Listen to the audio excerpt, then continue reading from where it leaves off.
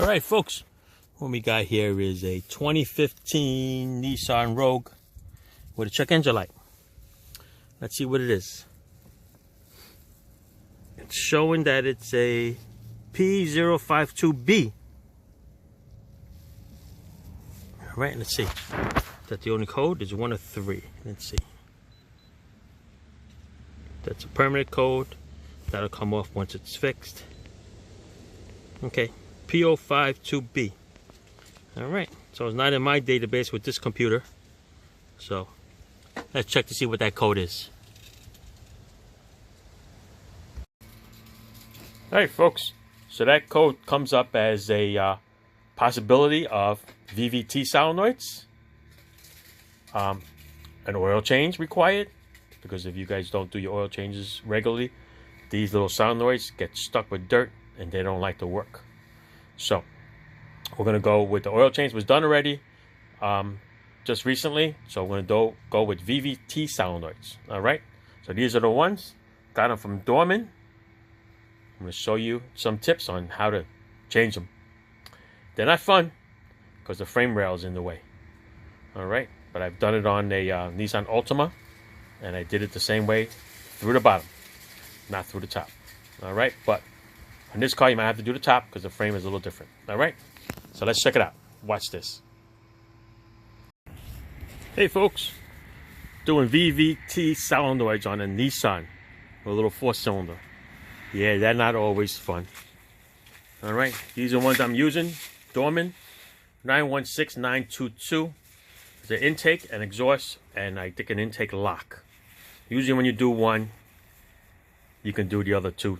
You might as well, because sooner or later one will go. I mean, sometimes it'll go another 3-4 years before another one goes, but you don't want to do you only want to do the label once. All right, but I'll leave that up to you. These are roughly about $90 each. All right, give or take with the tax. Now, from what you have read, people have taken out the upper engine mount, which is this one here. All right, got 4 bolts on top, 3 bolts on the bottom here. Those are 16mm bolts. Okay, then there's a 13mm bolt here. I take this off so I can have a little bit more room to play with, and it comes out through here. All right, take the little 10mm bolts here off of this bracket, off the radiator support. Then there's another one here. I take it off of here, let that all dangle, and this is the little area that this mount is going to come out of. You might have to pull this out just a little bit, just like that, but you wiggle it out. Then they tell you you got to put a jack underneath the oil pan. All right, piece of wood, jack under the oil pan, like we did here. And we're going to raise the engine up a little bit. I can only go so much. All right, you can see this. I raised it up. This is just about a little bit above this dog bone bracket. Oh yeah, and I forgot there's a dog bone bracket over here too. All right, 18mm bolt takes it out.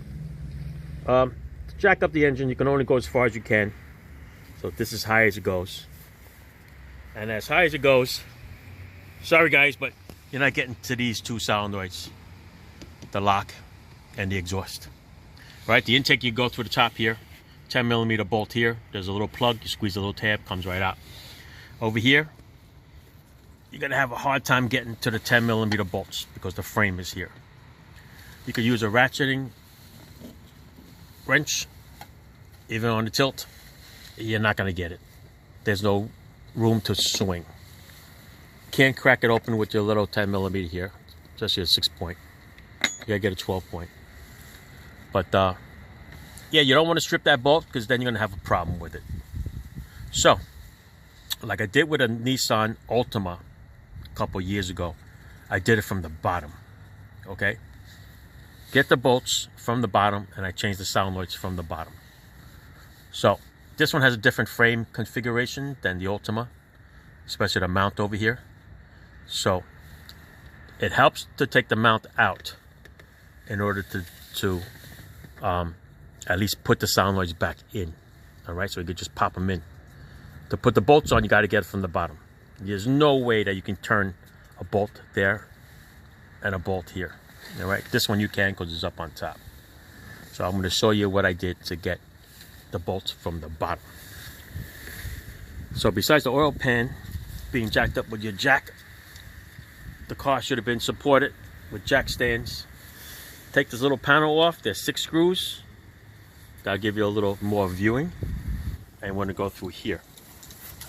So I got a 10mm socket on a swivel with 2 extensions.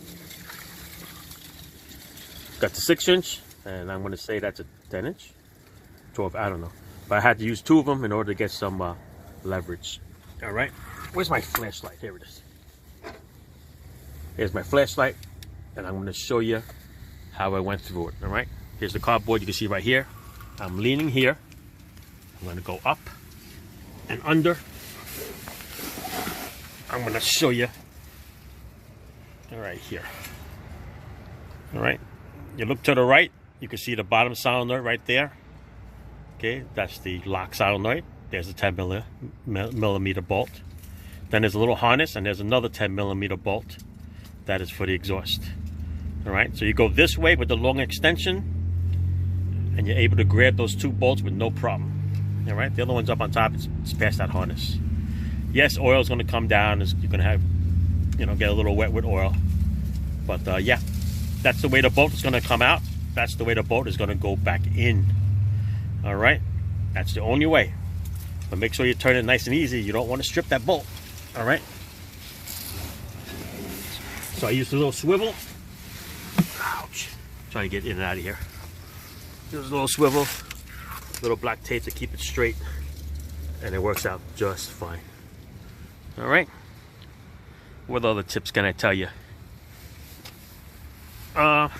When you put the solenoids in, okay. When you put the solenoids in, I put this one in, the lock one in first, then I tightened it up. Then I put the exhaust one in and tightened that up. You leave the harness loose, because with the harness in the way, you're gonna have a problem getting to that bolt. So then at the end, you click the harnesses in. Right, the clip is on this side, on the outside. This one is on the outside. The intake is on the inside. Okay, and then watch out for that little wire tie there, that little sharp thing there, that can cut you up. All right, so the solenoids are in, it's all plugged up. Now I'm gonna put the mount back together, drop the engine down, put the wheel back together, and then we're gonna be okay. All right, so like I said, this mount here, the way I took it off, I had taken this 13mm thing off. It's like a little weight. I remember those things being on drive shafts. But anyway, it's gonna go this way, down in here. All right, I'm gonna wiggle it in here, pull this AC line here. All right, it's gonna fall right in, and you put your bolts in there. All right, the longest bolt goes here. These 3 here are the same. The ones down there, those 3 are all the same also. All right, so let me wiggle this thing in, and I'm gonna put all my little braces back on. All right, get back to you. All right, so here we are. These are the bolts all set up. Okay, 1, 2, 3, 4. Down there, 1, 2, and 3. Got the 13mm for the weight, 10mm for the brackets. All right, so everything is right here. Everything is good. Just gotta drop the motor down a little bit, so it's a little lower than this dog bone bracket here. And then we're gonna bolt everything back up. Okay, as tight as you can, and then lower the motor again to put the weight on it. And tighten up the rest with a breaker bar. All right, let's do that. Then we have to put the dog bone back in. All right, there you go. It's all together. You know what else I got to tell you guys? See this bar, the hood prop? It falls exactly in the way where you want to work. That's going to be a problem. So I tuck this up out of the way. I use a nice piece of wood, and I tied it up. Make sure it doesn't go and hit me in the head. All right. So like up out of the way, you got much more room to move around. You don't have to worry about knocking that off. All right. That's it.